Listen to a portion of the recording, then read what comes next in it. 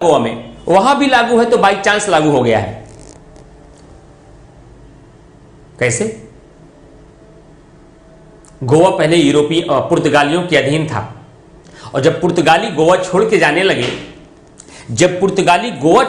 लगे, तो पुर्तगालियों ने भारत से एक बात का हस्ताक्षर कराया, हम छोड़ के तो जा रहे हैं, आपके अधीन कर दे रहे हैं, गोवा को आजाद कर दे रहे हैं, लेकिन गोवा में सभी नागरिकों के लिए एक व्यवस्था है, एक ही विरासत में चीज मांग रहे हैं आपसे, इस व्यवस्था को खत्म मत करिएगा। यहां सभी नागरिकों के लिए एक ही कानून होना चाहिए, चाहे वह हिंदू हो, चाहे सिख, चाहे बौद्ध हो, चाहे ईसाई, चाहे मुस्लिम। का डन, और डन हो गया। इस बाई चांस की वजह से आज गोवा में एक समान नागरिक संहिता लागू है। भारत ने नहीं लागू किया है, लेकिन व्यवस्था कायम है ना, व्यवस्था लागू तो है, व्यवस्था में कोई अड़चन तो नहीं आ रही है। तो पूरे भारत को उसका रोल मॉडल के रूप में अपना करके, उसकी नकल करके, वैसे ही पूरे भारत में एक समान नागरिक संहिता को लागू करना चाहिए। तो लागू कैसे किया जाए? एक तरफ धर्म का संकट, एक तरफ विरोधाभास का संकट, एक तरफ संस्कृति का संकट, एक तरफ बहुलता वाली संस्कृति को समाप्त करने का संकट। कैसे लागू किया जाए? कहीं जन विद्रोह हो गया तो? जन विद्रोह नहीं होगा। चुनौतियां तो हमेशा आएगी जब व्यवस्था टाइट बनाई जाती है। एक व्यवस्था होने से कम देश की एकता और अखंडता को बनाए रखने में और मजबूती आएगी। और जो आपस में लोगों के बीच सांप्रदायिक सौहार्द होता है, ये देखिए इनके यहाँ बेटियों को तो कुछ दिया ही नहीं जाता है। हमारे यहाँ जो संपत्ति होती है वो बेटों को भी मिलता है और बेटियों को भी मिलता है। ये देखिए इनके यहाँ तो 3 बार तलाक बोल दीजिए, तलाक हो जाता है। हमारे यहाँ देखो नहीं, तुम्हारे यहाँ सिस्टम ठीक नहीं है। सांप्रदायिक आक्षेप ऐसे लगाए जाते हैं ना, हिंदुओं को मुस्लिमों के द्वारा, मुस्लिमों को हिंदुओं के द्वारा, हर तरफ ऐसी कहानियां हैं। लेकिन इन सारे मुद्दों के लिए पूरे देश में एक व्यवस्था हो जाएगी तो ये सांप्रदायिक समस्याएं जो है वो धीरे धीरे दूर हो जाएंगी। आंसर है यस, दूर हो जाएंगे।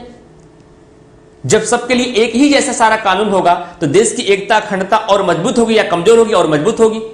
तो क्या किस बात का ध्यान रखे सरकार इस बात का ध्यान रखे कि पहले सभी धार्मिक समुदायों को, एक धर्मगुरुओं को मनाने का प्रयास करे कि देखिए हम आपके धर्म पे हस्तक्षेप नहीं कर रहे हैं, हम आपको धार्मिक स्वतंत्रता से मना नहीं कर रहे हैं, बल्कि सभी के लिए एक कानून हो जाएगा तो आपस में जो वैमनस्य आता रहता है ये वैमनस्य नहीं आएगा। और इतना बड़ा भारत है, सभी धर्मों को लेकर एक साथ रहते हैं। अब देखिए one nation one ration card का दौर आ गया। एक ही राशन कार्ड में पूरे भारत में राशन मिल रहा है, एक ही निर्वाचन कार्ड से पूरे ग्राम प्रधान से लेकर के राष्ट्रपति का मतदान हो रहा है। तो कानून भी तो एक ही होना चाहिए ना, क्या हिंदू क्या मुस्लिम, सबके लिए एक कानून। धर्म को ठीक है, हिंदुस्तान जिंदाबाद, चलिए शुरू करिए। सारे धर्म गुरु मान जाएंगे, उनको पहले विश्वास में लीजिए, और विश्वास में लेने के बाद कि चलिए भाई मेरी सरकार से बात हो गई, सब धर्मगुरु पहुंच जाएंगे अपने धार्मिक लोगों के बीच, अपने उलेमाओं की, अपने धर्म के अपने जो धर्मगुरु होते हैं उनकी सुनी जाती है उस धर्म में। तो उनको पहले आप विश्वास में लीजिए, और विश्वास में लेने के बाद कहिए, तब उनको जब समझा देंगे, कहेंगे देखिए भाई सरकार एक नियम बना रही है, इससे कोई हम लोग का शोषण नहीं होगा, कोई गलत काम नहीं किया जाए, तनाव मत लीजिए। हमने उनसे वादा किया है कि अगर हमारे धर्मों के साथ कोई खिलवाड़ किया गया, कोई शोषण हुआ, ठीक नहीं होगा, विद्रोह हो जाएगा। उन्होंने कहा ठीक है कर दीजिएगा, अगर कोई ऐसा काम करेंगे तो टेंशन मत लीजिए, करने दीजिए सरकार को। जब सारे धार्मिक गुरु विश्वास में आ जाएंगे, चुनौतियां फिर भी होंगी, क्योंकि कुछ अंधभक्त होते हैं हर धर्म में, जो अंधभक्त होते हैं वो सामने फिर भी आएंगे कि हमारे धर्म के साथ खिलवाड़ हो रहा है, लेकिन फिर भी मामला धीरे धीरे मैनेज हो जाएगा और देश के भीतर एक राष्ट्र एक कानून हो जाएगा जो हमारे देश की लिए एकता और अखंडता को बनाए रखने के लिए सहायक ही होगा, या इसका दुष्परिणाम नहीं होगा। इस प्रकार से एक समान नागरिक संहिता को समय के साथ लागू करना आवश्यक ही है। तो कुछ दिमाग में घुसा यूनिफॉर्म सिविल कोड या नहीं? सुशील यादव, अमृत सिंह, सुनीता, गजेंद्र, राजेंद्र, विनम्र, फटाफट आंसर बताइए आप लोग।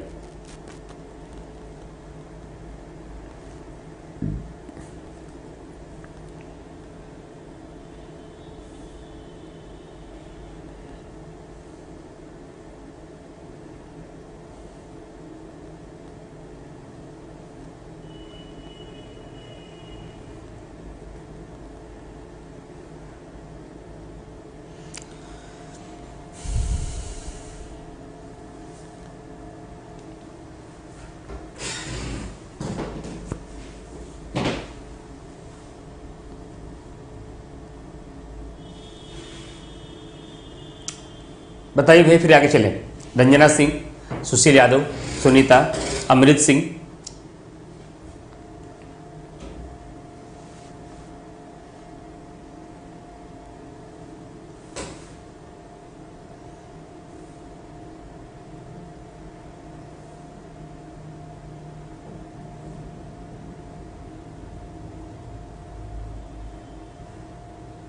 परमेंद्र परिहार, सानिया खान, सुनीता, रंजना,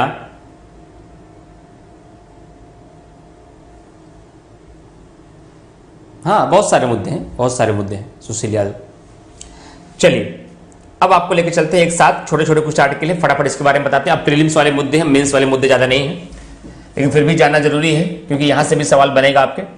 अनुच्छेद 45, 46, 47, 48, 48 का 49, 50, 51।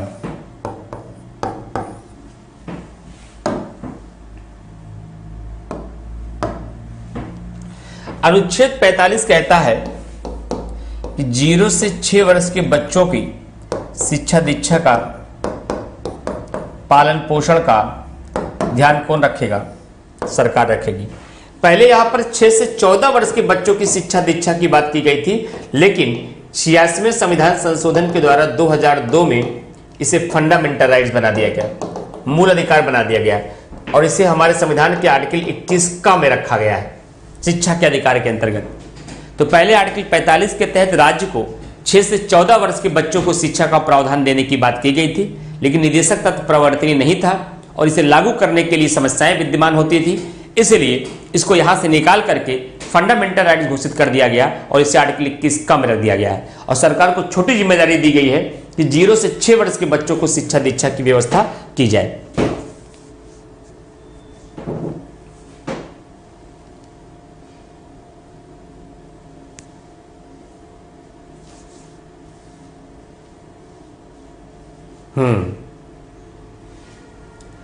जबकि अनुच्छेद 46 में अनुसूचित जाति, अनुसूचित जनजाति, अन्य पिछड़ा वर्ग, ओबीसी, दुर्बल वर्ग, कमजोर वर्ग, इन सब के शिक्षा दीक्षा, प्रशासन, पढ़ाई लिखाई, रख रखाव के संबंध में जिम्मेदारी किसकी होगी? सरकार की होगी, ताकि इनके बीच भी समाज में हमारी समानता लाया जाए।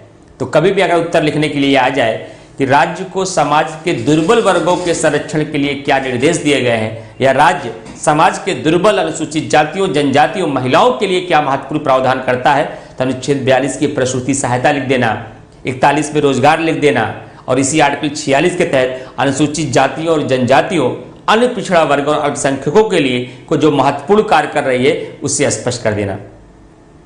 और सरकार की असफलता का सबसे बड़ा आर्टिकल, आर्टिकल 47।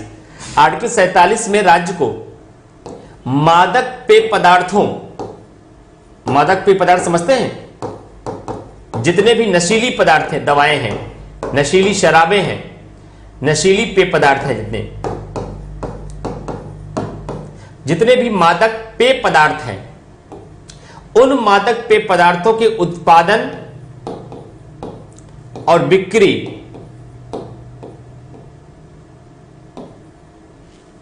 उत्पादन और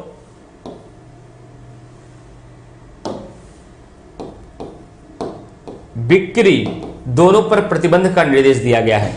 और इनसे कहा गया आप देश के भीतर पोषाहार, न्यूट्रिशन, पोषाहार के स्तर को ऊंचा उठाइए नागरिकों के बीच। और अगर हमारे समाज के भीतर कोई भी मादक पेय पदार्थों की बिक्री होती है, उसका उत्पादन होता है, उस पर प्रतिबंध लगाइए। क्या प्रतिबंध लगा? उत्पादन रुका।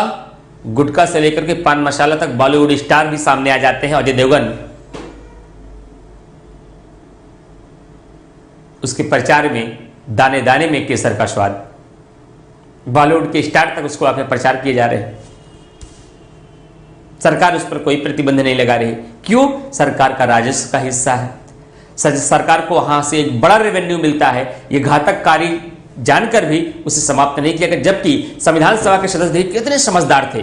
उन्होंने संविधान निर्माण के बाद ही सरकार को यह निर्देश दिया गया था कि ये नशीली दवाएं हमारे समाज को खोखला बना देंगी, महिलाओं का शोषण होगा, क्योंकि नशे के बाद जब लाट साहब घर पहुंचेंगे लड़खड़ाते कदमों से, तो कहेंगे जी सुनती हो, जरा पहले शूज उतारो, क्या बना है, हल्का सा दूसरी आवाज में, तो साहब तो अपने रौ में है, और रौ में सिर्फ उनके हाथ से क्या उठते हैं, डंडे।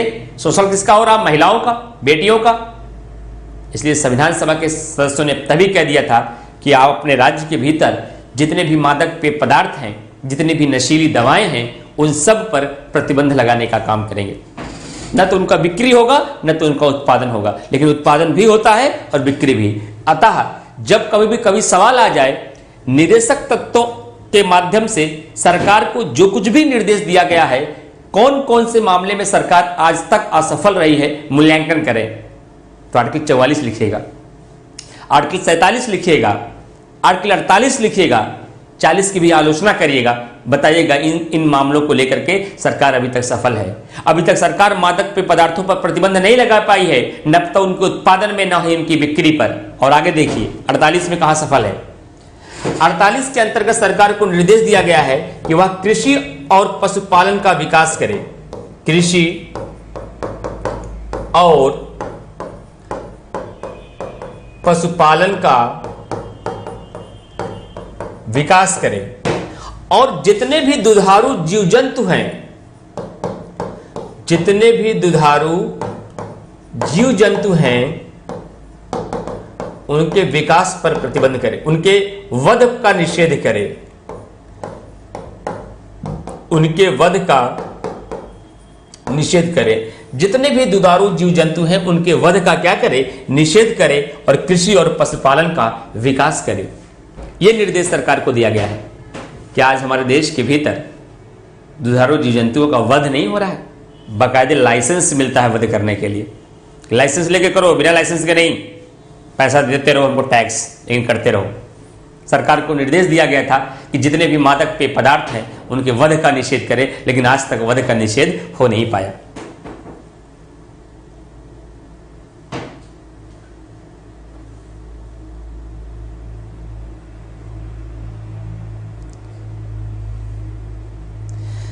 जो हमारे राज्य के भीतर सांप्रदायिक रूप से वैमनस्य है उससे बचा जा सकता है। सामाजिक बहुलता के आधार पर जो हमारे देश के भीतर विवाद है उससे बचा जा सकता है। देश की एकता और अखंडता को एक सूत्र में बांधे जाने के लिए जो मूलभूत तत्व हैं वो हमारे लिए सहायक होता है। ये 3 इसके बड़े फायदे हैं नवचेतन आर्या जी हमारे यूनिफॉर्म सिविल कोड के। लेकिन उससे समस्या क्या है कि धार्मिक मुद्दों में हस्तक्षेप के होने की वजह से कई बार बुराइयां जाती हैं। बहुत सारे लोग इस बात का आक्षेप करते हैं कि हमारी बहुलवादी संस्कृति ही, ये मल्टी कल्चरल जो व्यवस्था है, समरसता है, यही पूरी दुनिया में हमें अलग बनाती है, और आप इसी को समाप्त करना चाहते हैं। ये इसकी बुराइयां हैं, और जो 3 पॉइंट मैंने बताया, यूनिफॉर्म सिविल कोड लागू हो जाने के पश्चात वो उसकी अच्छाइयां हैं। हाँ, लेकिन ऐसा करने वाला बिहार पहला राज्य हुआ, बाद में गुजरात ने भी ऐसा कर लिया। लेकिन बिहार में प्रतिबंध हुआ, बिहार के बॉर्डर से यूपी आते हैं, बोतल बैग में जाती है, फिर बिहार में एंट्री करते हैं, फिर बिहार में शराब चलती है। लेकिन फिलहाल इतना कंट्रोल तो है, ठेके पे शराब तो नहीं मिलती, शराब प्रतिबंध तो है, केवल बड़े लोग, एलिट क्लास के लोग उसको प्राप्त कर पा रहे हैं, सामान्य व्यक्ति वहां तक पहुंच नहीं हो पा रहे। लेकिन ठेके पे जब 10 रुपए की पन्नी मिलती थी, जिसकी कोई क्वालिटी नहीं, कोई गुणवत्ता नहीं, इतने गलत तरीके से उसका निर्माण किया जाता था, जिससे बहुत सारे लोगों को जाने भी जाती थी, और जान से बची तो अगली की जान चली जाती थी, उनकी जान बची तो उससे अगले की जान चली जाती थी। ठीक, चलिए, तो आर्टिकल 48 में ये बातें कही गई, और दुधारू जीव जंतुओं को लेकर भी सरकार सफल है। और बाद में 42वें संविधान संशोधन के माध्यम से 42वें संविधान संशोधन के माध्यम से एक और आर्टिकल जोड़ा गया 48 का, जिसके तहत सरकार को निर्देश दिया केवल राज्य के भीतर सामाजिक, आर्थिक, राजनीतिक न्याय मत स्थापित करिए। जरा ध्यान देखते रहिए, सारे राज्य के लोग अच्छे से रह पाए। कहा अब इसके लिए क्या करें? कहा पर्यावरण का संरक्षण करिए, वन, जीव, झील, नदियां, पहाड़, जितनी भी प्राकृतिक चीजें हैं उनका संरक्षण करिए, ताकि लोग घूम टहल भी सकें। क्या व्यवस्थाएं की है संविधान सभा के सदस्यों ने हमारे लोगों के लिए। अब सरकार ना करे तो अलग फैल करे। सरकार को 48 का के तहत ये व्यवस्था किया गया है, तो बाद में संशोधन के द्वारा आया। ये तो संविधान सभा के सदस्यों ने नहीं लिखा था कि आप पर्यावरण की सुरक्षा करें। जब धीरे धीरे पर्यावरणीय संकट आने लगे तो सरकार को यह भी निर्देश दिया गया कि आप पर्यावरण का संरक्षण करें। वन, झील, नदियां, पहाड़, सार्वजनिक संपत्ति, उनका भी संरक्षण करें। और उसके बाद आर्टिकल 49 में कहा गया जितने भी राष्ट्रीय महत्व के स्मारक हैं, जितने भी राष्ट्रीय महत्व के स्मारक हैं, उन राष्ट्रीय महत्व के स्मारकों की भी सुरक्षा करें। उन राष्ट्रीय महत्व, हाँ लिख सकते हैं कि 1972 में वन्य जीव संरक्षण अधिनियम बनाया गया। उसके बाद 1973 में प्रोजेक्ट टाइगर की शुरुआत किया गया। 1986 में पर्यावरण संरक्षण अधिनियम आया। 1992 में हाथी परियोजना लाई गई। सन 2002 में जैव विविधता अधिनियम लाया गया। इन्हीं सारे निर्देशों का पालन करते हुए समय के साथ साथ सरकार ने कुछ महत्वपूर्ण अधिनियम के माध्यम से इसे सशक्त बनाने का प्रयास किया है। ये उसको भाषा में पिरो दीजिए ऐसे।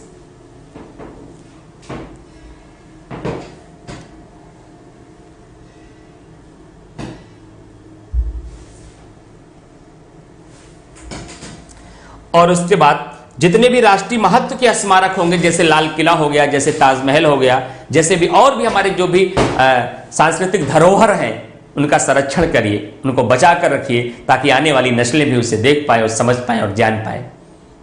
अभी हाल फिलहाल में एक भारत दर्शन मेला का उद्घाटन किया अमित शाह जी ने, मैंने करंट अफेयर की क्लास में पढ़ाया था। अच्छा, एक चीज और ध्यान रखिएगा, जितने भी लोग मेरी क्लास कर रहे हैं ऑनलाइन या ऑफलाइन हैं, सिविल सेवक की तैयारी करने वाले सारे लोग ना, और सिविल सेवक का पहला पड़ाव प्रीलिम्स ही है, और उस प्रीलिम्स की रीढ़ की हड्डी करंट अफेयर्स है। और उस करंट अफेयर की क्लास का अगर नहीं करते हैं तो मॉर्निंग में जो 7 से 8 करंट अफेयर की क्लास जीएस रोड पे चलती है, उस 7 से 8 की क्लास को जरूर करिए। केवल उतना करते रहेंगे, किसी भी एग्जाम में शायद है 2-3 क्वेश्चन गलत हो जाए तो हो जाए, नहीं कोई क्वेश्चन गलत नहीं होगा और आएगा वहीं से, उससे बाहर में नहीं होगा। दोनों आपके साथ क्लेम है, लेकिन बस करते रहिए मॉर्निंग की 7 से 8 वाली क्लास। कुछ लोग करते भी होंगे। और सबसे अंत में उसके बाद अनुच्छेद 50 है। अनुच्छेद 50 के तहत सरकार को निर्देश दिया गया है कि वह ऐसी व्यवस्था को स्थापित करे ताकि कार्यपालिका प्लस न्यायपालिका का अलगाव बना रहे। कार्यपालिका और न्यायपालिका का अलगाव बना रहे, दोनों को अलगाव करिए। मतलब कार्यपालिका के कार्यों में न्यायपालिका कोई हस्तक्षेप ना करे और न्यायपालिका के कार्यों में कार्यपालिका भी कोई हस्तक्षेप ना करे, ऐसी व्यवस्था को बनाने का प्रयास करिए, अनुच्छेद 50 में कहा गया। और सबसे अंतिम में, देश के भीतर ही नहीं, आसमान में ही नहीं, बल्कि अपने पड़ोसी देशों के साथ ऐसी विदेशी नीति को बनाइए ताकि आपके भीतर, देश के भीतर शांति कायम रहे, शांति स्थापित रहे, ताकि पूरी दुनिया के लोग भी आपके यहाँ पर्यटन के रूप में आ सकें और भी एफडीआई कंपनियां भी आ सकें, स्टार्टअप और स्टैंड अप जैसे रोजगार लग सकें। इसलिए अनुच्छेद 51 में क्या कहा गया कि राज्य क्या करेगा, अंतरराष्ट्रीय शांति को भी स्थापित करने का प्रयास करेगा। इस प्रकार से विदेशी नीति को बनाएगा।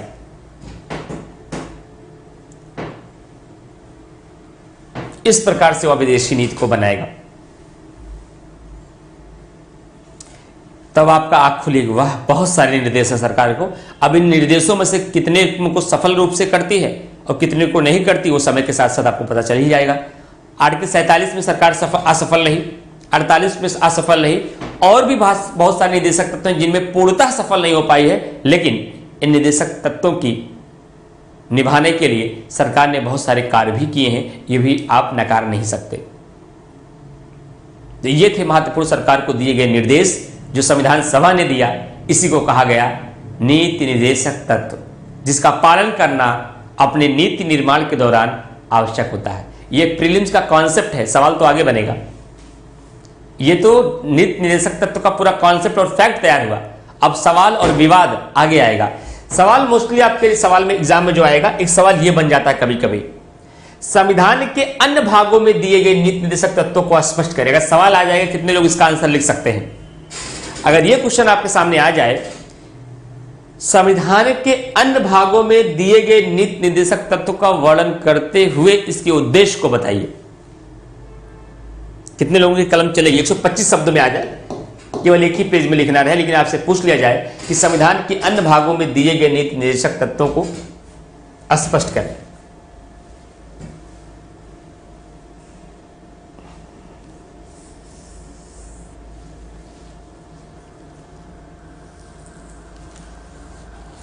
तो मुश्किल तो लगेगा थोड़ा सा, लेकिन मुश्किल कुछ नहीं है।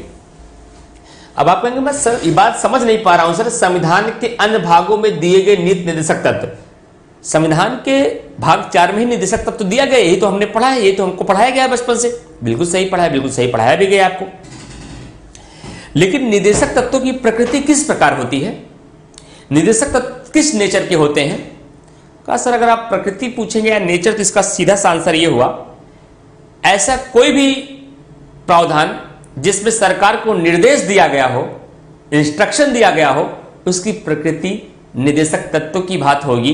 क्योंकि आपने कहा है निर्देशक तत्व ऐसे तत्व होते हैं जो सरकार के द्वारा, संविधान सभा के द्वारा सरकार को दिया गया वह सकारात्मक निर्देश होता है जिसका पालन किया जाना नीति निर्माण के दौरान आवश्यक होता है। इसका मतलब भाग 4 के अलावा भी हमारे संविधान के भीतर ऐसे कोई भी निर्देश सरकार को दिए गए हैं जो हमारे समाज के भीतर सामाजिक, आर्थिक, न्याय और राजनीतिक न्याय को स्थापित करने का कार्य करता हो, व्यक्ति के विकास की बात करता हो, उनके अधिकारों की रक्षा की बात करता हो। ऐसा कहीं अगर कोई निर्देश दिया गया है, कोई निर्देश दिया गया हो, जहां भी सरकार को निर्देशात्मक अनुच्छेद होगा, उसकी प्रकृति नीति निर्देशक तत्वों के मध्य ही मानी जाएगी। और हमारे संविधान के ऐसे 3 आर्टिकल मिलेंगे जिनको भाग 3 में नहीं रखा गया है, लेकिन न्यायालय ने अपने एक फैसले के माध्यम से कहा है कि ये भी नीति निर्देशक तत्वों की भांति हैं, अतः इन्हें भाग 4 के साथ मिलाकर पढ़ना चाहिए। आंसर आ गया है, विश्वास दीक्षित ने आंसर दिया है। आपने मेरा प्रीलिम्स का क्लास किया है क्या भाई? मुकेश सोनी जी ने कहा था डीपीएसपी इनफोर्सिएबल है, ये क्या है? इनफोर्सिएबल का मतलब होता है भैया यह प्रवर्तनीय नहीं है, यह वाद योग्य नहीं है, यह न्यायोचित नहीं है। इंग्लिश में कहा जाता है जस्टिसिएबल और इनफोर्सिएबल। इसका मतलब यह होता है नीति निर्देशक तत्वों के माध्यम से सरकार को जो भी निर्देश दिया गया है, अगर सरकार इन निर्देशों का पालन न करे तो आर्टिकल 32 के तहत सर्वोच्च न्यायालय आपको सुरक्षा की गारंटी नहीं देगा, सर्वोच्च न्यायालय आपको दिलाने नहीं आएगा। इन अधिकारों की मांग करने के लिए आप न्यायालय नहीं जा सकते, इसलिए ये इनफोर्सिएबल है, प्रवर्तनीय नहीं है। जबकि मूल अधिकार का उल्लंघन होने पर आप सीधा सर्वोच्च न्यायालय जाकर के अपने अधिकारों की मांग कर सकते थे और आर्टिकल 32 के तहत सर्वोच्च न्यायालय आपको उसकी सुरक्षा की गारंटी भी देता था। समझ में आ गया विश्वास?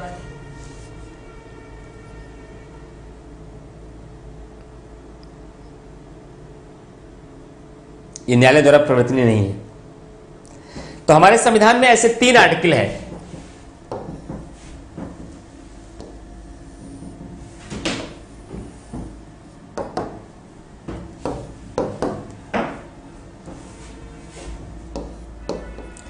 अनुच्छेद 335,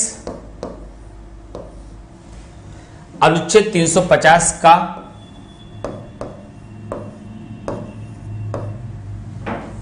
अनुच्छेद 351,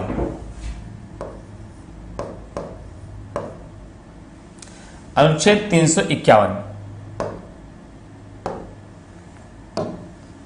ये 3 आर्टिकल पूछे जाएंगे। अनुच्छेद 335 में कहा गया है राज्य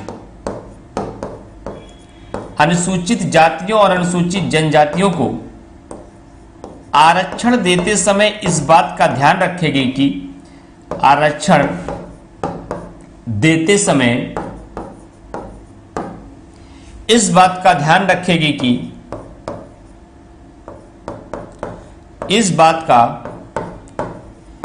ध्यान रखेगी कि प्रशासनिक दक्षता पर कोई प्रतिकूल प्रभाव न पड़े। प्रशासनिक दक्षता पर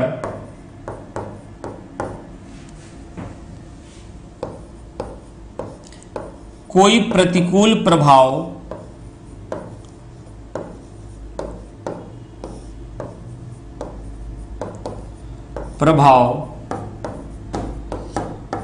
न पड़े।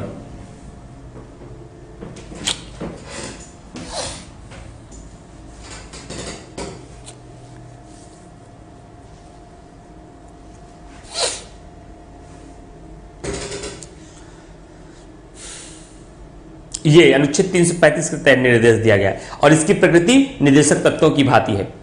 जबकि अनुच्छेद 350 का में कहा गया है राज्य एवं स्थानीय प्राधिकरण का यह कर्तव्य होगा, राज्य एवं स्थानीय प्राधिकरण का यह कर्तव्य होगा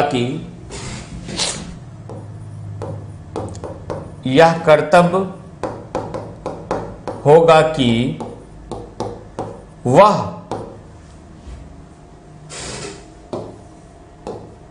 स्थानीय स्तर पर बच्चों को उनकी मातृभाषा में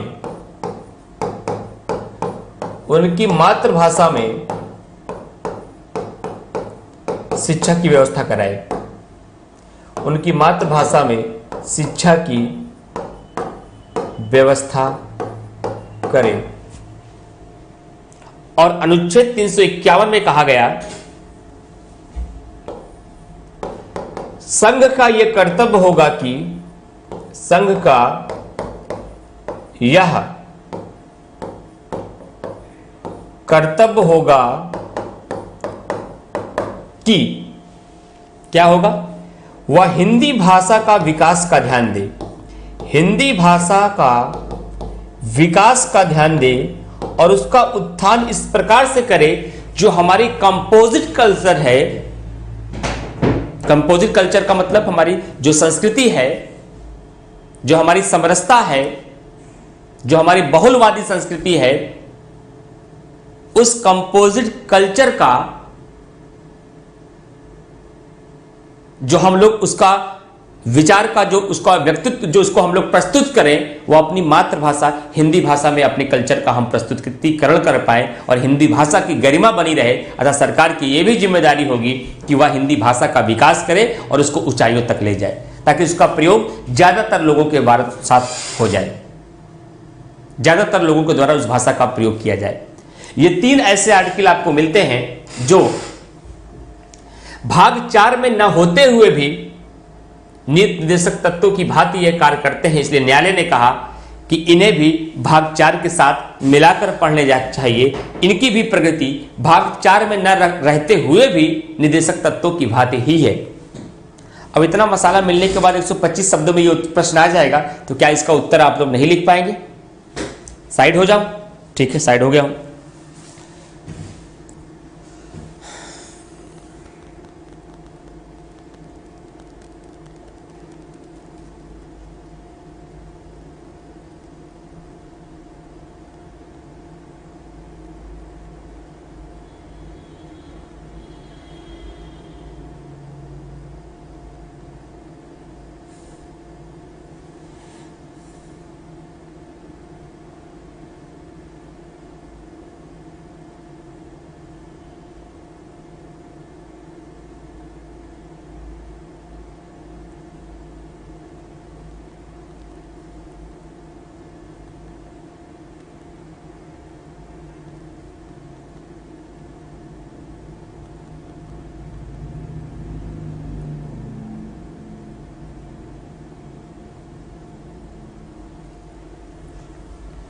ठीक फ्रेंड्स, अब अगला मुद्दा नोट कर लिए सब लोगों ने।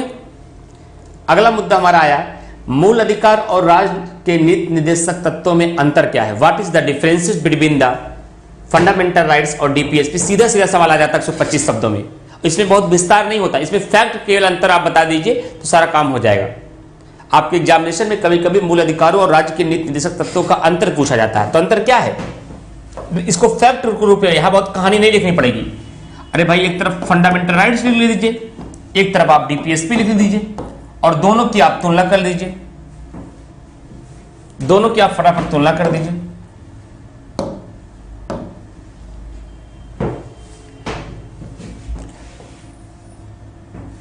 फंडामेंटल राइट्स को भाग 3 में रखा गया है, इनको भाग 4 में रखा गया है। पहला अंतर, इनको अनुच्छेद 12 से 35 के मध्य रखा गया है इनको 36 से 51 के मध्य रखा गया है। ये सवाल कई बार आता है, खंड शिक्षा अधिकारी के मेंस में भी ये सवाल आया था 8 नंबर में। अगर किसी ने एग्जाम दिया था खंड शिक्षा अधिकारी मेंस का, वहां भी ये क्वेश्चन आया था। ये अक्सर सवाल आ जाता है, मूल अधिकार और राज्य के नीति निर्देशक तत्वों में अंतर क्या है, और इस पे नंबर पूरा मिल जाता है, क्योंकि आपको फैक्ट के रूप में अंतर कर देना है। फिर आप बता दीजिए मूल अधिकार प्रवर्तनीय है, निदेशक तत्व प्रवर्तनीय नहीं है। निदेशक तत्व प्रवर्तनीय नहीं है। मूल अधिकार नागरिकों के दावे हैं, नागरिकों के दावे हैं, जबकि निदेशक तत्व राज्य के दावे हैं। राज्य इसे चाहे दे चाहे न दे, राज्य के दावे हैं। मूल अधिकार राजनीतिक लोकतंत्र की स्थापना करता है, राजनीतिक लोकतंत्र की स्थापना करता है, जबकि डीपीएसपी सामाजिक और आर्थिक लोकतंत्र की स्थापना करता है एवं आर्थिक लोकतंत्र की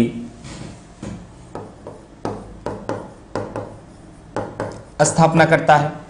तो पहला अंतर भाग का, दूसरा अंतर अनुच्छेद का, तीसरा इसकी प्रकृति का, फिर ये राज्य का दावा है, ये नागरिक का दावा, ये राज्य के दावे, ये राजनीतिक लोकतंत्र की स्थापना करता है, ये सामाजिक और आर्थिक लोकतंत्र की। अभी और बातें मैं आपको बताता हूं।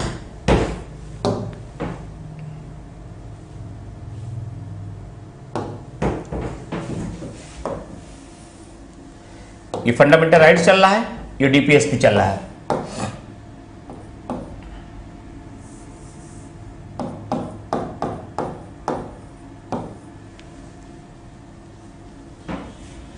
अगर मैं फंडामेंटल राइट्स की बात करूं, इसकी प्रकृति प्रायः नकारात्मक है, प्रायः, ये मैंने आपको बताया भी है, और इसकी प्रकृति प्रायः सकारात्मक है। क्योंकि मूल अधिकार आपका सीमित है, यानी कि असीमित नहीं है, जबकि नीति निर्देशक तत्व असीमित है।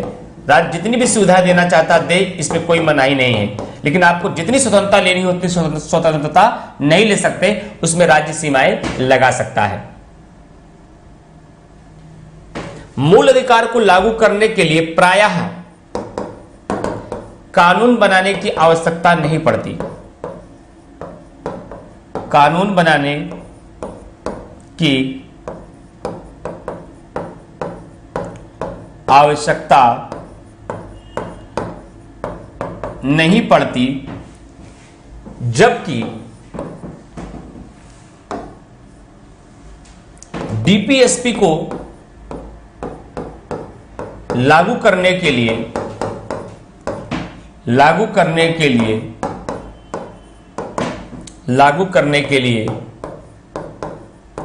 कानून बनाने की आवश्यकता पड़ती है।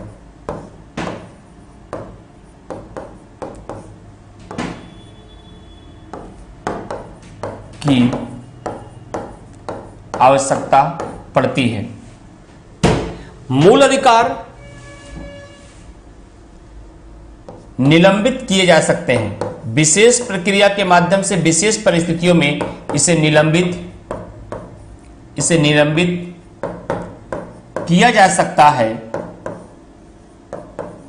लेकिन जो आपके डीपीएसपी हैं, जब तक लागू नहीं है ये निलंबित ही माने जाते हैं। जब तक लागू नहीं है यह निलंबित ही माने जाते हैं, यह निलंबित ही माने जाते हैं। अब अगर आपने इतने पॉइंट को मेंशन कर दिया और ये 8 नंबर में सवाल आया है, तो इसकी मजबूरी पड़ जाएगी आपको 6 नंबर दे। 8 में 6 नंबर देना ही पड़ेगा। नंबर काटेगा कहां? सारे अंतर तो आपने स्पष्ट कर दिया, प्रकृति भी बता दिया, दावा भी बता दिया, स्थिति भी बता दिया, उद्देश्य भी बता दिया, भाग भी बता दिया। बहुत कर सकते हैं, एक स्रोत जोड़ दीजिए। फंडामेंटल राइट्स को अमेरिका से लिया गया है, जबकि डीपीएसपी को आयरलैंड से लिया गया है। बस सारा पॉइंट क्लियर।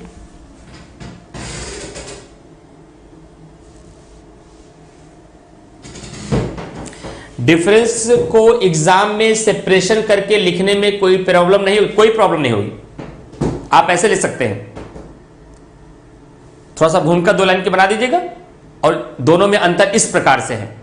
आप भूमिका इस प्रकार बना सकते हैं, मूल अधिकार और नीति निर्देशक तत्व दोनों एक दूसरे के पूरक हैं और दोनों ही व्यक्ति के भौतिक और नैतिक विकास के लिए आवश्यक हैं, फिर भी उनमें कुछ मूलभूत अंतर हैं जो इस प्रकार हैं। फंडामेंटल राइट्स, नीति निर्देशक तत्व, बीच में लाइन, फटाफट फटाफट फटाफट कंप्लीट। 2 मिनट में उत्तर तैयार हो जाएगा